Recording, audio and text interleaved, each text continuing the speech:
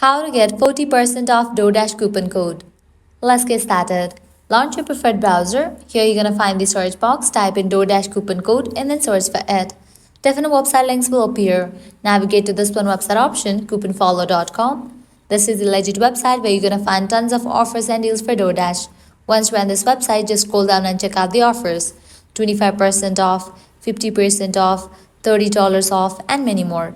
Head towards any of the offer that you want to grab, just go ahead and click on it. With that, you're going to get the code for it. Once you get the code, make sure you check the expiration date of the code, whether it is valid or not. If it is valid, you can copy it, then click on redeem at Doordash. You'll be directed to the official website of it.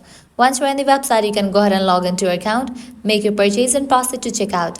While you're in the checkout page, you're going to see the option of codes. Over there, type in your code and confirm your purchase. With that, you're going to get the discount. Likewise, head back. You can also give a try to other offers. To grab any of the offer, you have to apply same exact steps.